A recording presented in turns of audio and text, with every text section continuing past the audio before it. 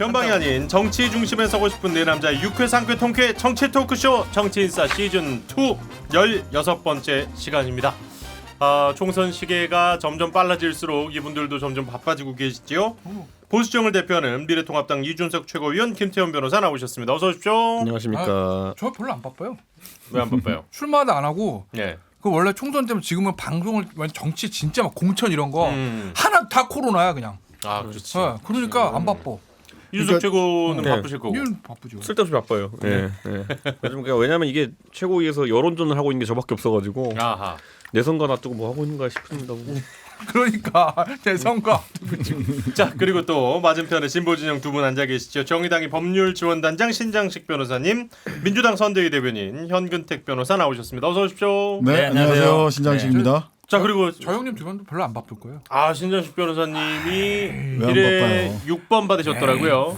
네. 다 냉간에 야, 6번이면 안 무슨 바빠도 소리야. 되지. 민주당이 하기 따라 다른 거지. 그 얘기 오늘 네, 주제 뭐. 있습니다. 네, 잠시 네, 후에 네. 나누도록 하고요. 네, 다 이 정치인사에서 열심히 제가 들고 나왔던 판넬 덕이다. 야. 선거인단 득표가 당원 형님 아직까지 득표보다 모르시는구나. 정말요? 네. 형님, 아, 형님 다 이거 다 저 때문이에요. 비례는 신장식? 그 우리 보수층에 몰표 받은 거니까. 그럴 수 있어. 야. 선거인단 등록해가지고 여기서 형님이- 깔때기를 여기서 깔때기를 형님이 그 보수층에서 엄청난 호감도를 갖게 되면서 이게 된 거라니까요. 판넬의 힘이라고 저는 이렇게. 자, 정치인사의 힘이다. 저는 정치인사 구독, 애청자 좋아요 여러분 감사합니다. 눌러주신 여러분의 시청자 여러분들의 힘이다. 뭐 요 정도까지 예, 정리하고요. 저도 그렇게 저는 판을 깔아준 생각합니다. MBC입니다. 여기까지만 정리하겠습니다.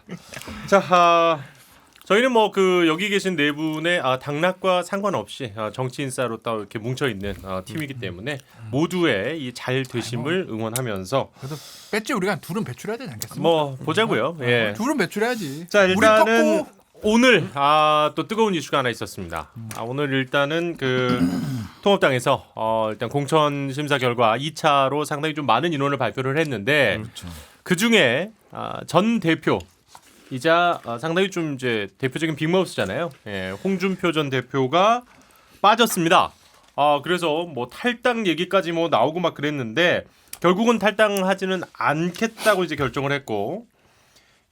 오늘 기자회견을 상당히 세게 했어요. 이 김영호 공관위원장하고 나랑 뭐 예전에 뭐 사이가 안 좋아서 국회의장 할 때 내가 원내대표였는데 사이가 안 좋아서 뭐 사적인 감정이다 뭐 이런 얘기까지 했는데 오늘 기자회견과 관련해서 좀 당내 분위기 같은 거 좀 일단 이준석 의원이 좀 전해주세요. 홍준표 대표가 막 사실 그 무소속 출마해가지고 네. 당선될 지역구 골라가는 건 어렵지 않을 거예요.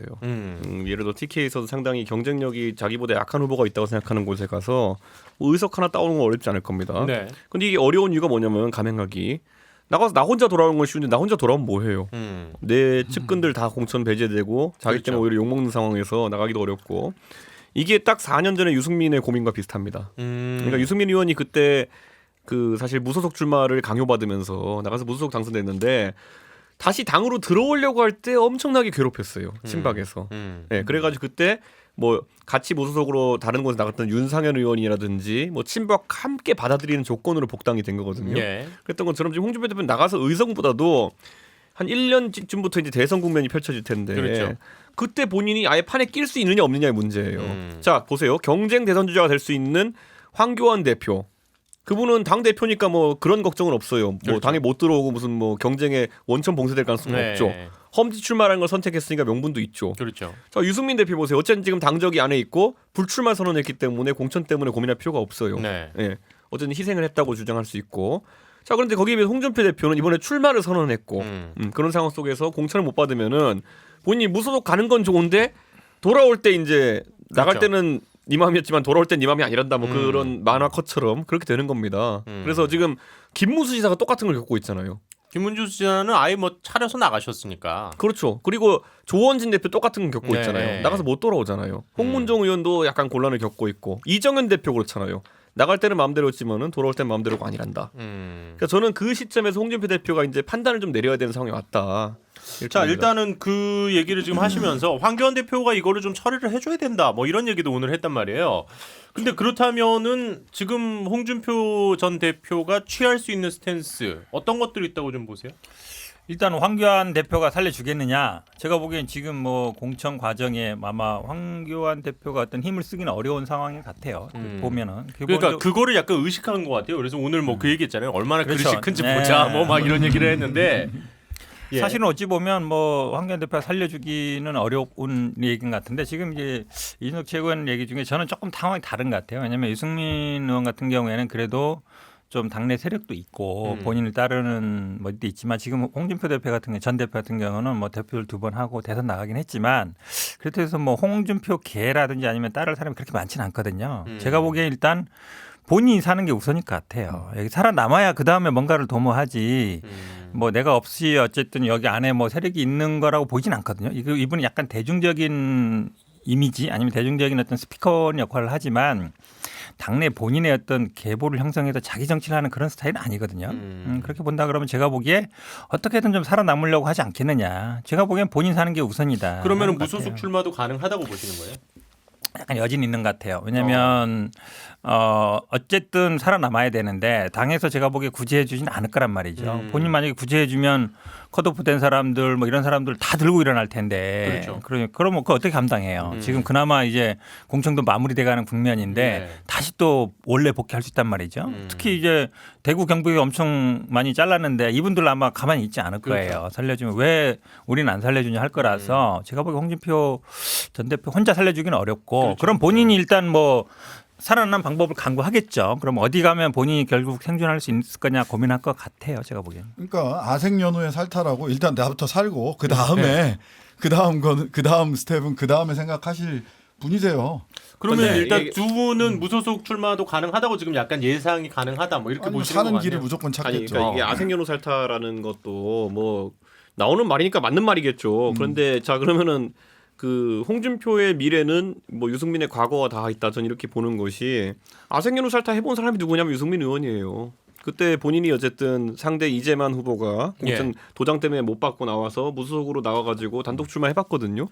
대신에 본인의 유승민계를 분류했던 모든 의원들은 낙천했어요 그때. 예. 그래서 그냥 개파 전멸했죠. 그랬더니 홀로 남은 유승민의 행보라는 것은 얼마나 고달팠는지를 유승민 스스로 깨달았죠. 그렇다 보니까 이번에는 본인이 희생하는 선택을 한 거예요. 이번에 보면은. 그래서 지금 이제 공천 그래요. 결과 나오는 걸 보면은 대신 그 전에 있었던 상황에 비해 가지고는 굉장히 주변의 사람들은 공천에서 뭐 불이익을 받지 않았죠.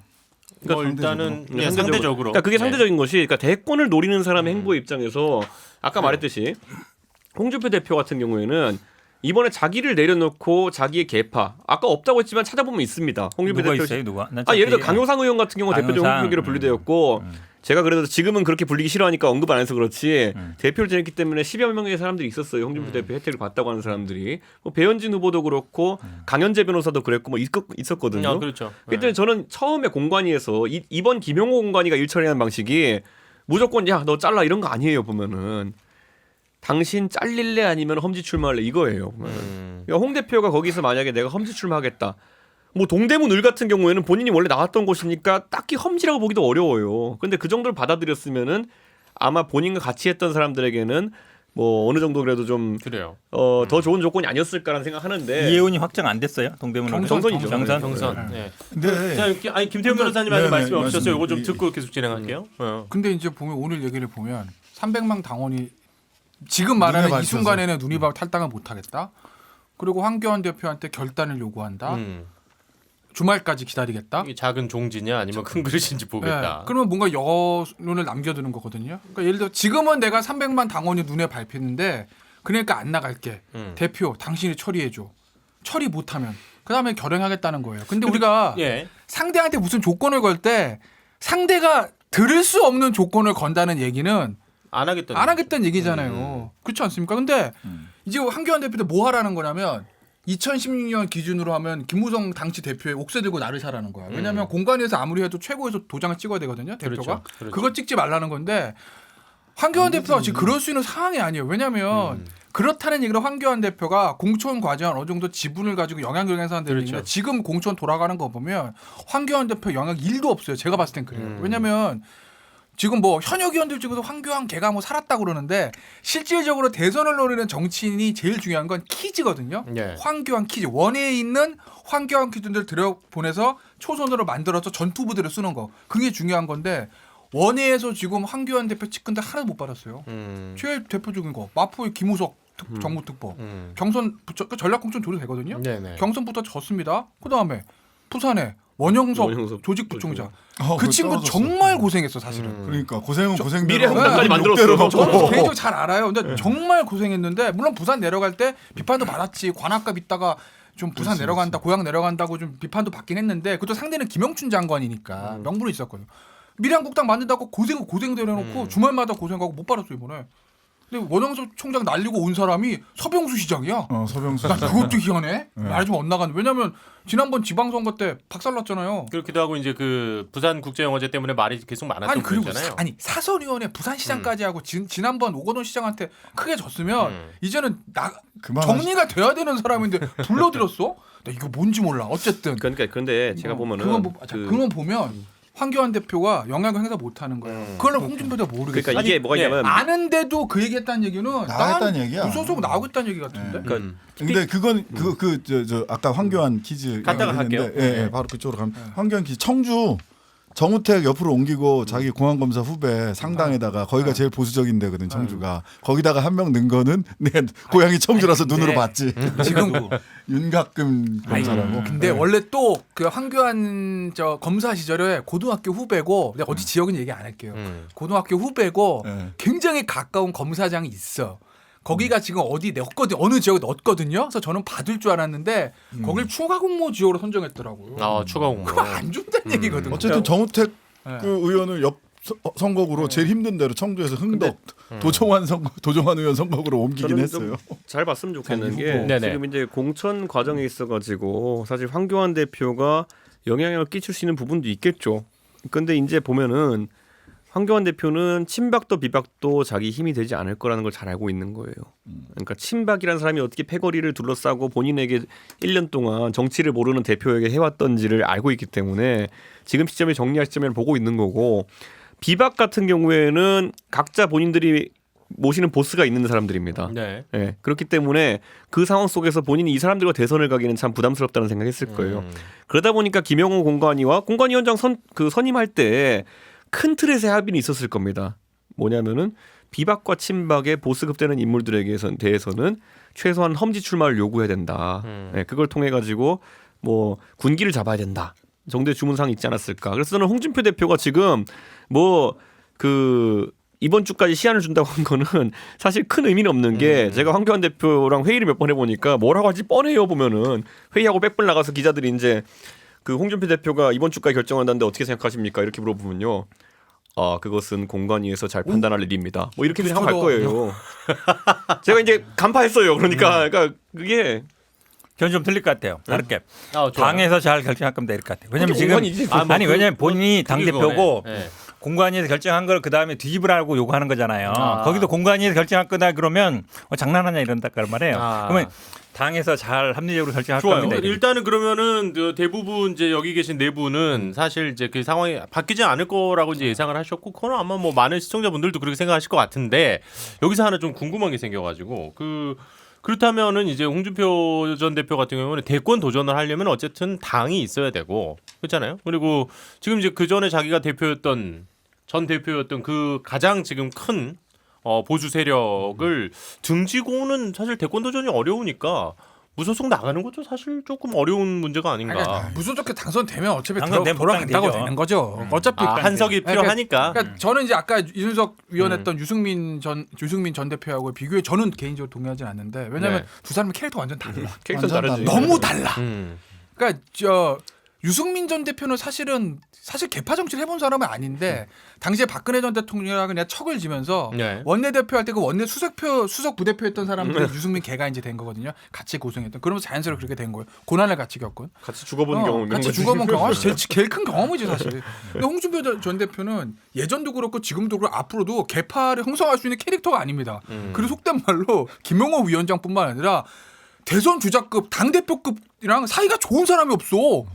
다 사이 안 좋잖아 캐릭터 자체가. 독고다이. 네, 그러니까 본인은 나가서 무소속해서 되면 언제든지 살아날 수 있다고 생각한 건데 저는 뭐 좀 지나간 얘기긴 하지만 저는 개인적으로 홍준표 전 대표 제가 선호하는 캐릭터는 아닌데 네.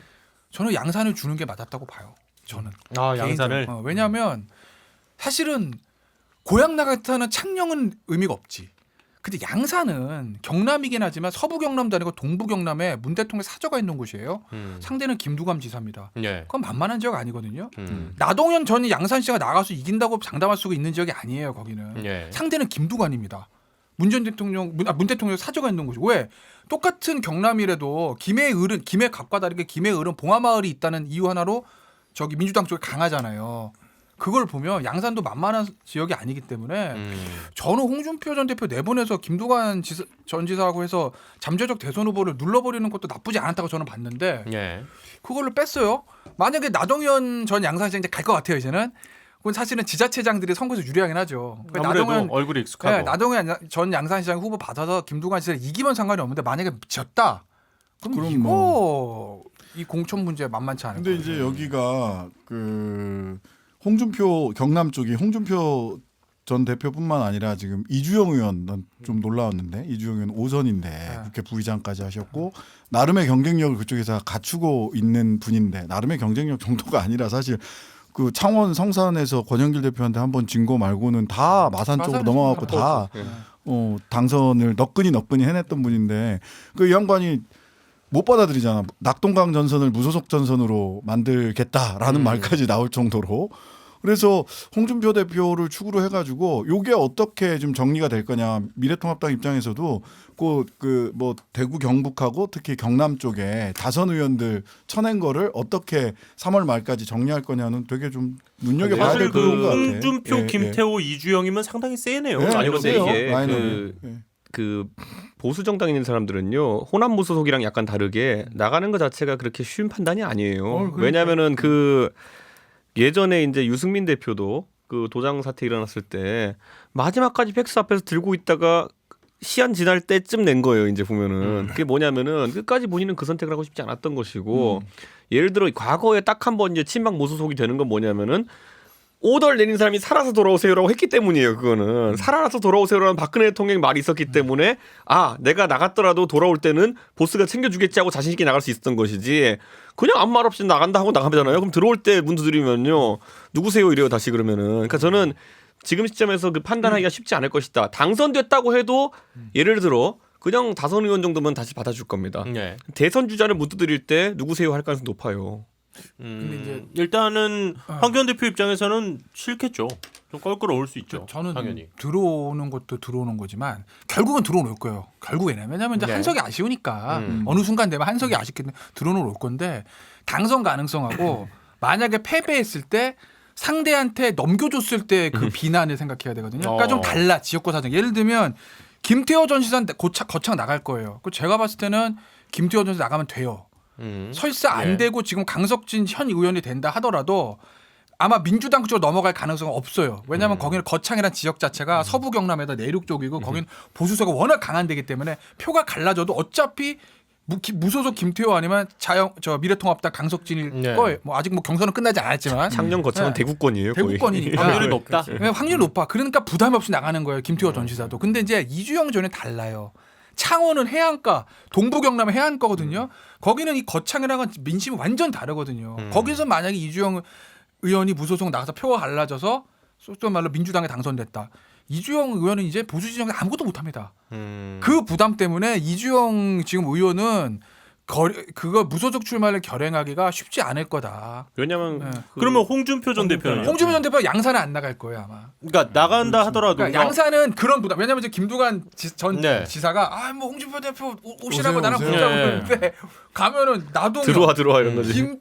홍준표, 김두관은 무조건 김두관 지사가 먹어요 그거는. 아무래도 이제 아니, 334가 그럼요. 나오든 어쨌든 그럼 어디로 가 그러면? 근데 다시 또 대구나 고향으로 가? 그렇게 좀 왜냐면 애매하잖아요. 대구나 대구. 그쪽은 좀 다르거든요. 아 그러니까 예를 들어서 박지원 둘이 나와도 이길 만한 동네를 네. 찾을 거다. 어차피 대구는 무소속 나가서 표가 갈라져도 지금 대구 분위기와 대구 경북 분위기에서 민주당이 먹을 수 있는 분위기는 아니거든요. 민주당 지금 어차피 제 친한 후보 하는 분이 이제 나가면서 요새 네. 이번에 예상 득표율 얼마 그랬더니만은 보전이다 이러더라고 저한테 그냥 그런데 그렇다니까. 그게 15%라는 얘기잖아요. 또 대구 그러면 경북이 어쨌든 독립운동이 되는 거예요. 저는 대구나 독립운동. 쪽으로 대구 어디로 그러면? 글쎄 약한 데로? 뭐저 본인이 그러니까 고등학교 나왔다가 통합당 달성일 거야 아마. 미통당 일 수도 있고 후보가 약한데 지금 수성 감 얘기도 나오잖아요.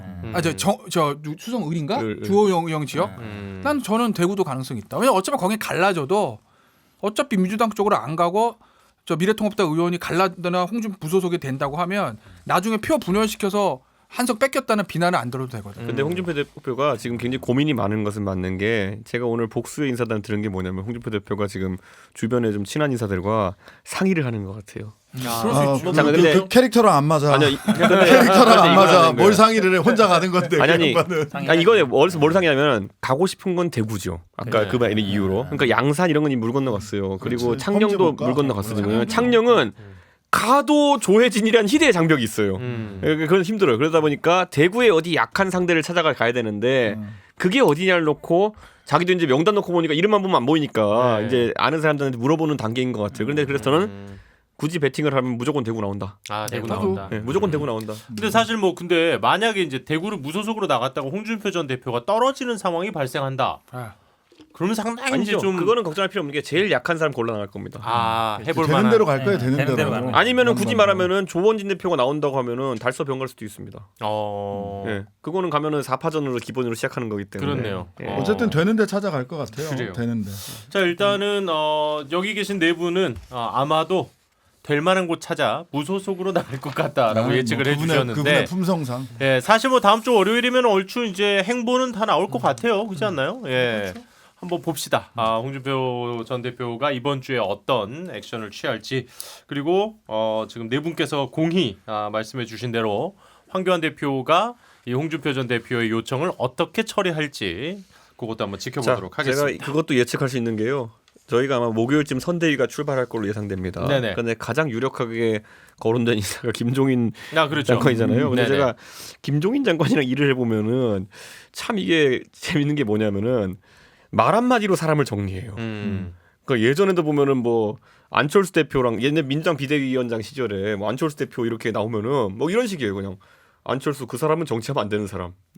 뭐 이게 뭐 밑도 끝도 없는 얘기잖아요. 사실 네. 맞는 얘기도 아닐 수도 있고. 근데 그렇게 들어가 버리기 때문에 저는 아마 홍준표 대표를 상대하게 될 사람은 본인은 황교안 대표를 상대하고 싶겠지만은 선대위원장이 될 사람을 상대할 가능성이 높다. 그럼 여기서 예. 진짜 선대위원장으로 오는 건가요? 지금 뭐 말은 많이 나오고 있는데 이 내부자가 또 이런 거는 좀 살짝 얘기를 해주셔야죠. 저는 뭐 반승낙 상태라고 알고 있습니다. 반승낙 상태. 그러니까 그건 뭐냐면 정말 지겹다 근데. 그 얘기는 이미 언론에 나온 얘기야. 아니, 언론에 나온 얘기. 선거 때마다. 아니 반승낙은 제가 이준석 최고한테 물어볼 이유가 없죠. 이거는 그래, 이미 누구한테 언론에 물어봐 나오는 누구한테 애잖아. 물어봐도 되는 건데. 알았어, 좀 거의 뭐 90 이상. 이상이라고. 그거도 물어볼게요 그러면. 네. 유승민 전 대표 어떻게 해요? 상임 선대위원장 얘기 있던데 언론 보니까. 거기에 대해서는 논의된 바가 없습니다. 음. 그래서 이제 솔직히 얘기하면은 그 제가 항상 표현하지만은 선거에 남신같이 돼 버렸거든요. 네. 맞아. 그러니까 뭐 그 뭘 정확히 어떤 것 때문인지 모르겠는데 가는 팀이 이겨요. 약간 선거의 남신 같은 분위기라 가지고 근데 그 우리 선거에 여신분은 여왕이지 거기는. 여왕 되시는 분은 예. 그 편지의 위력은 생각보다 미미했다. 아니요, 저는 미미한 그렇게 것 안 같아. 봐요. 아 그래요? 네. 왜냐하면 그 편지의 위력은 딴 게 아니라 저 자유공화당? 네. 니들 그냥 찌그러져 있어 이거니까 그거는 보수 그리고 미래통합당 안 입장에서 보면 아니 우리가 지난번에 당대표 선거할 때 유영아 변호사 가가지고 네. 아니 뭐 책상도 안 넣어주고 뭐 황교안 안 되겠네 이랬는데 아무 영향 없었잖아요. 그러니까 당내에서도 제가 보기에 아무 영향 없어요. 아니, 그러니까 이게 편지의 효과가 약간 그 유영아 변호사의 네. 미래한국당 공천장 같은 뭐 그럴 수 있는데 아니죠. 이제 그런데 이제 굳이 말하자면은 미래통합당에서는 등 카드가 여러 개인 게 뭐냐면은 그렇게 이미 해가지고 그 당은 지금 공천 절차도 제대로 진행 못하고 그 친박 정당들은 약간 자발적 와해가 된 상태예요. 그렇죠. 여기서 예를 들어 그 다리를 끊어버린다 해가지고 그 당들이 갑자기 정신을 막 이렇게 차려가지고 막 동력이 살아나가지고 선거에 다시 참여하기도 어려운 상황이에요. 그러니까 주도권을 가지고 움직일 수 있는 상태가 된 거고 아마 제 생각에는 쟁점 사항이 될 딱 하나 정도 지점이 유영하 변호사의 공천 여부거든요. 네. 미래 한국당에. 미래한국당. 네. 자, 그래서 여기서 제가 이제 이건 약간 천긴소일지 모르겠지만은 황교안 대표는 그 이런 사안에 대해서 선을 안 끊는 분이에요. 세모적 성격을 갖고 있는 분이라고 이제 많이 얘기하잖아요. 네. 왕세모. 네, 그런데 아까 얘기했듯이 이 많은 문제를 그냥 정치적으로 해결할 수 있는 분이 누구냐면은 선대위원장. 아니 그러니까 와가지고 나는 모르는 얘기야 이래버리면은. 아니 이 선거에서 진짜 그게 작전이구나. 나 모르는 얘기나 하려고. 이 선거에서 정말 황교안 대표는 사실은 좀 사라져 버렸어요 지금. 그렇죠. 사라져버렸어. 사라져 버렸어. 여기가 이제 뭐 우리도 조금 있다가 얘기하자고 해서 격전지 얘기를 하는데 종로는 더 이상 격전지로 잘 올라오지도 않고 황 대표가 공천에 관여하는 것도 정말 미미하고. 아니 근데 그거 보셨어요? 어? 아니 이 대표가 사라져 버렸어요. 그러니까 아니, 직책은 대표인데 리더가 아니에요. 지금 우리가 그래서 더 이상. 우리가 몇 번이나 우리 방송에서 그 대한민국 정치계에 뜬금없는 장면에 손학규 대표님이 등장하시는 모습을 저희가 언급한 적이 있는데 오늘 또 민생당에서 서로 이제 자기들끼리 지목하면서 지역구 출마라고 떠밀고 있더라고 보니까요. 그래가지고 손 대표님은 세종하고 종로 얘기가 나오던데 손 대표님 만약 종로 나오시게 되잖아요. 그럼 또 의외의 선거판이 치러질 수도 있어요. 보전을 못 받으실 수도 있고요. 그런데 표 저는 믿습니다, 손 대표님. 보전을 못 받으실 수도 있고 이게 어떻게 될지 모르는 거니까. 그 당에 돈이 많긴 자, 하지만 그래요. 일단 김종인 선대위원장 체제가 아마 이번 주 내로 나올 것이다. 이게 이제 보통 업로드가 화요일이기 때문에 이틀만 기다리셨다가 목요일쯤 어떻게 나오는지 보시면 어쨌든 또 그 이준석 최고위원이 또 고급 정보 하나 거의 뭐 확실하다 뭐 이 정도까지만 얘기를 해주셨고.